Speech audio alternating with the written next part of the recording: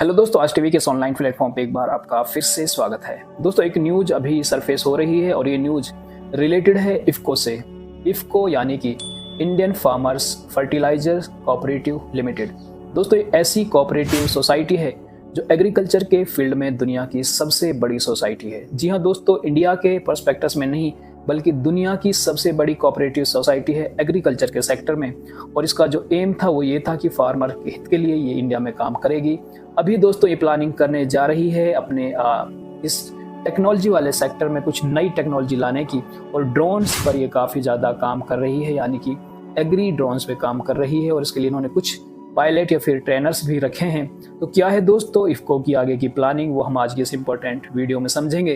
तो अगर आप चैनल पर पहली बार हैं तो हमारे इस चैनल को सब्सक्राइब करके आप हमारी इस छोटी सी फैमिली का हिस्सा बन सकते हैं। काफ़ी इंपॉर्टेंट ये वीडियो होने वाली है, तो आप अंत तक ये वीडियो देखें और इस वीडियो को आप अभी से लाइक करके हमारा हौसला अफजाई कर सकते हैं। तो दोस्तों चलिए वीडियो को शुरू करते हैं। और सबसे पहले हम बैकग्राउंड समझेंगे इफ्को का। दोस्तों, इफ्को एक ऐसी कोऑपरेटिव सोसाइटी है जो सन 1967, जी हाँ दोस्तों, सन 1967 में इस्टेब्लिश हुई थी। और ये इस मोटिव या एम के साथ इस्टेब्लिश हुई थी कि ये इंडियन जो एग्रीकल्चर सेक्टर है उसको आगे ले जाने का काम करेगी। इस तरह के फंक्शंस करेगी या फिर इस तरह के टेक्नोलॉजी लेके आएगी जो किसानों के लिए फ़ायदा दे और इंडियन एग्रीकल्चर सिस्टम को ये आगे ले जाने का काम करे। तो टाइम टू टाइम इफ्को ने निशानदेह ऐसे काम किए हैं कि इंडियन एग्रीकल्चर सेक्टर में इफ्को का काफ़ी बड़ा रोल है। दोस्तों, इफ्को के बारे में अगर हम और बात करना चाहें तो इफ्को एक कोऑपरेटिव सोसाइटी है, यानी कि इसका जो मालिकाना हक या फिर इस पे जो कंट्रोल होता है वो कहीं ना कहीं किसान समुदाय का ही होता है। और इसके और ज़्यादा फंक्शंस होते हैं। अगर मैं इसके कुछ फंक्शंस को आपके सामने लिस्ट आउट करना चाहूँ तो इफ्को दोस्तों एक फर्टिलाइजर प्रोडक्शन करता है। आप जानते हैं कि इसके यूरिया, डीएपी और इसके अलावा इसके सॉल्युबल फर्टिलाइजर्स, बायो स्टिमुलेंट्स और इस तरह के एनपीके कंसोर्टियम या फिर बायो फर्टिलाइजर्स भी मार्केट में होते हैं। कोऑपरेटिव सोसाइटी है तो यानी इसके ऊपर का एक समुदाय का कंट्रोल होता है। मार्केटिंग और डिस्ट्रीब्यूशन को ये इंडिया में देखती है। इसके अलावा इसकी दोस्तों एक क्रॉप न्यूट्रिशन और एजुकेशन में भी इसका रोल है। और इसके अलावा रिसर्च और डेवलपमेंट भी ये हमारे मुल्क में किसानों के लिए करती है। साथ ही साथ कुछ सोशल जो इनिशिएटिव होते हैं वो भी ये हमारे इस मुल्क में करती है। अभी जिस न्यूज़ के लिए ये सुर्खियों में आई है वो है दोस्तों इनकी जो एक खास टेक्नोलॉजी थी। और हमें बड़ा गर्व होना चाहिए कि हमारा मुल्क नैनो टेक्नोलॉजी का जनक है, यानी कि जो नैनो यूरिया और अभी हाल ही में जैसे कि नैनो डीएपी आने वाला है, तो ये इफ्को ने ही पूरे दुनिया को ये टेक्नोलॉजी दी है। और अगर हम नैनो टेक्नोलॉजी को थोड़ा सा पहले समझ लें तो आपको फिर इस न्यूज़ का भी जो महत्व है वो समझ में आ जाएगा। दोस्तों, नैनो टेक्नोलॉजी क्या होती है कि जो यूरिया है जिसके अंदर 46% नाइट्रोजन होता है, जो दानेदार फॉर्म में होता है, और किसान इसे अब पहले 50 केजी का बैग हुआ करता था, पर अभी ये बैग सरकार ने इसे घटाकर इसे 45 केजी का बैग कर दिया है। सरकार को 45 केजी का बैग बनाने में काफ़ी खर्चा करना पड़ता है सब्सिडी की फॉर्म में, और सरकार चाह रही है कि सब्सिडी को कैसे कम किया जा सके। यही कहानी डीएपी की है दोस्तों।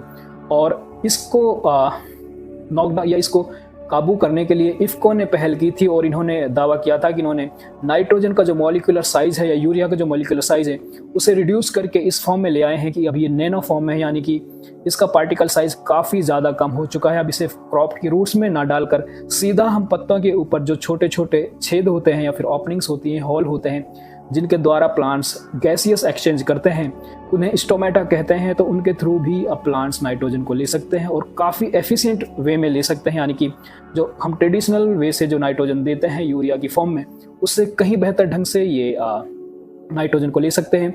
और इसी कड़ी में इफ्को ने करीब 2021 के आसपास नैनो यूरिया लेके आए थे कि 45 केजी का जो बैग था उसे सीधा कन्वर्ट कर दिया था इन लोगों ने 500 ml की शीशी में। और दावा ये किया था कि ये 500 ml की शीशी एक बैग के बराबर काम करती है। हालांकि रियलिटी जो ग्राउंड लेवल पे आई वो ये रही कि किसानों के बीच में ये टेक्नोलॉजी बहुत ज़्यादा पसंद नहीं की गई और इसके ऊपर काफ़ी ज़्यादा एडवर्टाइजमेंट या कह सकते हैं कि प्रमोशन इसका हुआ। खुद हमारी जो सेंट्रल गवर्नमेंट है इसने भी काफ़ी से प्रमोट करना चाहा ताकि सब्सिडी का बर्डन कुछ हद तक कम हो सके। और पिछले कई सालों से इफ्को और अब इफ्को के साथ एक और कंपनी कोरोमंडल, जिसे सरकार जल्द ही राइट्स देने वाली है कि वो भी इफ्को के साथ अपना डीएपी सेल कर सकते हैं, मार्केट में लेके आ सकते हैं, नैनो डीएपी। हम बात कर रहे हैं नैनो टेक्नोलॉजी की।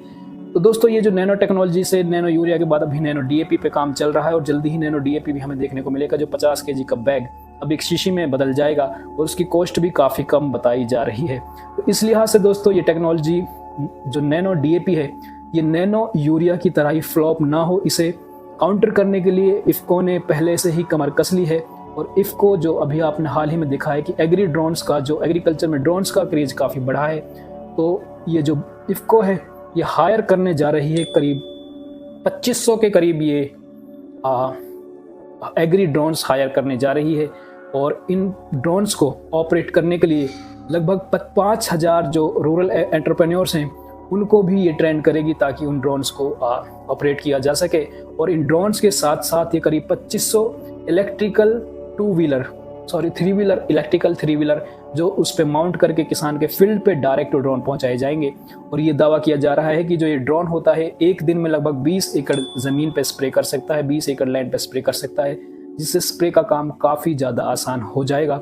इसके अलावा दोस्तों इन्होंने एक और ऑर्डर दिए हैं, कुछ ऐसी टेक्नोलॉजी हैं जैसे कि कुछ स्प्रेयर हैं जो ऑटोमेटिक स्प्रेयर होते हैं या फिर बूम गन होती हैं, इस तरह के ऑर्डर भी इफ़को अभी देने जा रहा है। तो मोटा कहने का मतलब ये है कि इफ़को अपनी नैनो टेक्नोलॉजी को आगे प्रमोट करने के लिए, फिर इसे सक्सेसफुल बनाने के लिए ड्रोन्स और फिर ड्रोन्स के साथ ड्रोन के पायलट या आप कह सकते हैं कि ट्रेनर्स को ट्रेन करने जा रही है और अपनी टेक्नोलॉजी को फुल प्रूफ के साथ ये नैनो DAP लेके आएंगे ताकि इनकी जो नैनो टेक्नोलॉजी है ये कामयाब हो सके।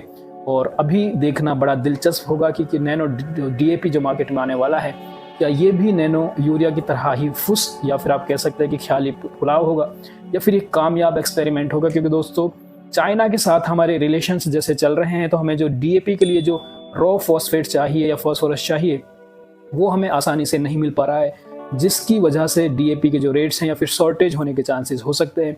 इसी को काउंटर करने के लिए, रेट्स और शॉर्टेज को काउंटर करने के लिए इफ़को ये नैनो टेक्नोलॉजी से नैनो यूरिया और नैनो DAP बना रही है।